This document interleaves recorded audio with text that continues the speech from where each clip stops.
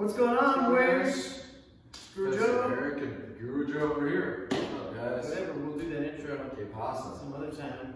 Yeah, man, so Eric and I are here, and I wanted to cover something today for the JKD program. This is good in Western boxing also, but we did the 2-3 series, which is cross and hook, and we did the 1-2 series, which is a jab and a cross.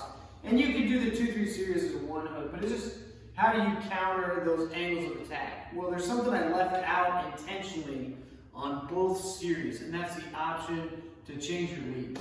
Oh yeah. Yeah. So let's just look at it from the cover and hit idea first. So if we go like jab hook, if you feed me a jab hook, anytime I'm here with like the flare or I have the elbow up, when this hand comes down, you can see it's straight like this, or it could be flared out like this. We call it a hack. Yep. Anytime I hack down, when I'm here, when I hack down, that's when I'm going to change my footing. And now I can cross and hook and cross. It's really great to play with the footwork, but what do you see all the time is people do it for no reason. No reason at all. Exactly, we're on the same wavelength today. Yeah, they just change their footing because they feel like it's flashy. Yeah. Like most of the time, what you see is people are here, they try to intimidate somebody, and they just switch sides for no damn reason at all. Check out cool. Yeah. So just like a quick switch or a skip knee, you need something to take up the space to allow you to change your footing so that you're not being struck at that moment, and also so it's just not innately useless.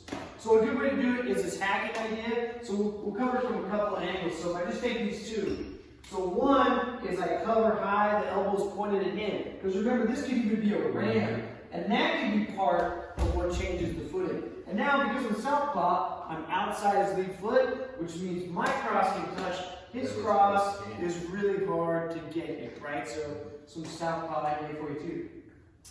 If it goes to the side, instead of going forward like this, it's going to create an arc that way.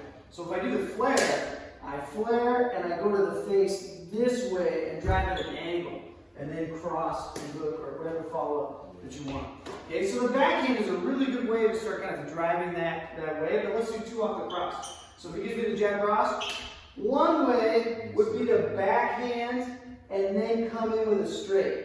And now I can do the same kind of shove and I'm here. So we call that backhand to backhand because you have a backhand destruction and a backhand entry. It doesn't have to be actually a backhand. It could be straight, like a BOG would work too. But see, you do the jab cross, I'll just go to your chest, 1-2. See, that's the lead change right there. Okay? Another way to do it, if we go back and look at the 1-2 series, we did a split entry high and low. So if you give me the jab cross, if I split it, then I might full ball and socket and come over, and that could be my lead change. One last way to do it, let's do that a little bit, would be the same idea. Jab cross. Yep. Whether I'm inside or outside, but when I touch a knee, I can walk through from the knee, and then I can follow up that way.